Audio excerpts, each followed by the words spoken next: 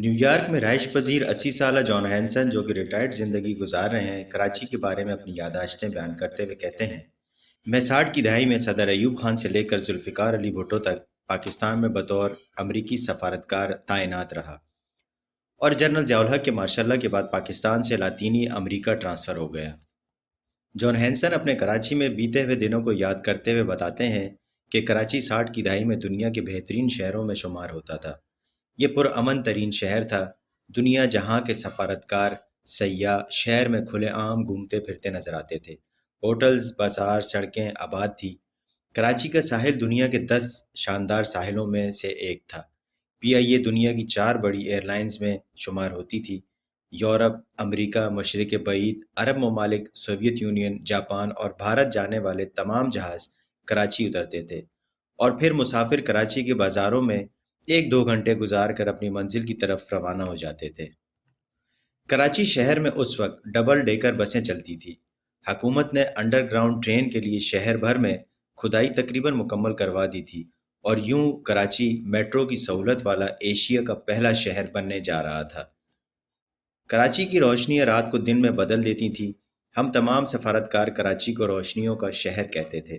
کراچی کے ساحل بھی خوب لاجواب تھے۔ ہم گورے ہفتہ اور اتوار کا دن ساحل کی گرم ریت پر لیٹ کر گزارتے تھے اور کراچی کے سمندر کی لہروں کا خوب لطف اٹھاتے۔ کراچی کے ساحل پر دنیا بھر سے بحری جہاز آتے تھے اور ان بحری جہازوں کے ذریعے ہزاروں مسافر کراچی آتے تھے۔ یوں کہیں کہ کراچی جنوبی ایشیا کا سینٹر تھا۔ یورپ سے لوگ ٹرین کے ذریعے استنبول سے تہران، تہران سے کوئٹہ اور کوئٹہ سے کراچی آتے تھے۔ کراچی میں رک کر ٹرین کے ذریعے انڈیا چلے جاتے اور وہاں سے سری لنکا، نیپال اور بھوٹان تک پہنچ جاتے۔ کراچی میں دنیا کی جدید ترین مصنوعات ملتی تھی۔ میں نے زندگی کا پہلا ٹیپ ریکارڈر، پہلا رنگین ٹی وی اور پہلا ہیوی موٹر بائک کراچی سے ہی خریدا۔ کراچی بڑی گاڑیوں کی بہت بڑی مارکیٹ ہوتا تھا۔ جاپان، یورپ اور امریکہ سے مہنگی گاڑیاں کراچی آتی تھی اور کراچی کے سیٹ باقاعدہ بولی دے کر یہ گاڑیاں خریدتے تھے۔ کراچی کا ریلوے اسٹیشن دنیا کے بہترین اسٹیشنوں میں شمار ہوتا تھا۔ ٹرینیں جدید، صاف ستھری اور آرام دہ تھیں اور ٹرینوں کے اندر کھانا بھی صاف ستھرا اور معیاری ملتا تھا۔ ہم میں سے زیادہ تر سفارتکار ریٹائرمنٹ کے بعد کراچی میں قیام کے منصوبے بناتے تھے۔ ہم لوگ کراچی میں پراپرٹی خریدنے کی کوشش بھی کرتے تھے۔ شہر صاف ستھرا تھا، فضا بہت اچھی تھی۔ سردیوں اور گرمیوں دونوں میں درجہ حرارت معتدل رہتا تھا۔ شہر کے انتظام چلانے والے محب وطن پڑھے لکھے اور کوآپریٹو تھے اور حکومتی عہدیدار اعلیٰ تعلیم یافتہ اور کلچرڈ تھے۔ میں نے ایوب خان کے ایک مشیر کے گھر اپنی زندگی کی سب سے بڑی پرائیویٹ لائبریری دیکھی تھی۔ لوگ بہت مہمان نواز تھے۔ شہر میں کسی قسم کی ٹینشن اور خوف نہیں تھا۔ کراچی کے کسی سفارت خانے کے سامنے کبھی کوئی سیکورٹی گارڈ یا پولیس کھڑی نہیں ہوتی تھی۔ ہم اپنے ہاتھ سے سفارت خانے کا گیٹ کھولتے تھے اور بند کرتے تھے۔ پاکستان کے لیے کسی ملک کے ویزے کی ضرورت نہیں ہوتی تھی۔ پاکستانی شہری جہاز میں سوار ہوتے تھے، یورپ کے ممالک میں اترتے تھے اور انہیں ایئرپورٹ پر ویزا مل جاتا تھا، اور اس کی وجہ انتہائی دلچسپ تھی۔ پاکستان اس وقت دنیا کا واحد ملک تھا جس میں صرف ان لوگوں کو پاسپورٹ دیا جاتا تھا جو واقعی جینون مسافر ہوتے تھے۔ پاکستانی شہریوں کو پاسپورٹ کے حصول کے لیے اپنی خوشحال زندگی، صاحب جائیداد ہونے اور سفر کی وجوہات کے ثبوت دینا پڑتے تھے۔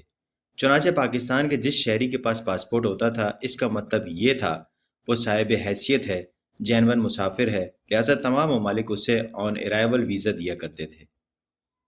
پاکستان کا معیار تعلیم پورے خطے میں بلند تھا۔ طالب علم یورپ، عرب ممالک، افریقہ، مشرق بعید، ایران، افغانستان اور چین سے تعلیم حاصل کرنے پاکستان آتے تھے۔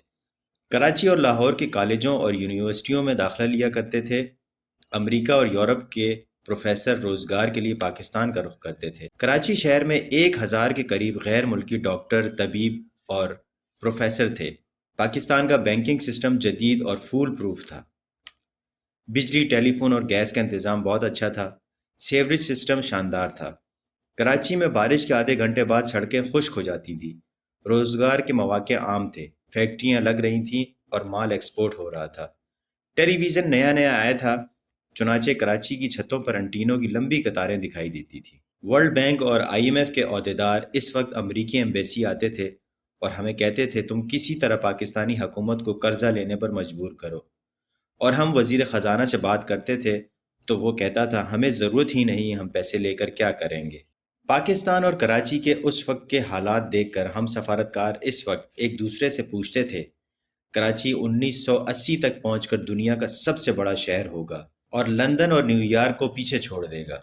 اس کے بعد سفارتکار ایک لمبی آہ بھرتا ہے اور کہتا ہے، میں آج ٹی وی پر کراچی کے حالات دیکھتا ہوں یا پھر اس کے بارے میں خبریں پڑھتا ہوں تو مجھے بہت افسوس ہوتا ہے، اور میں بڑی دیر تک سوچتا رہتا ہوں کیا واقعی یہ وہی شہر ہے جس میں 15 سال رہا اور میں جسے دنیا کا شاندار ترین شہر سمجھتا تھا۔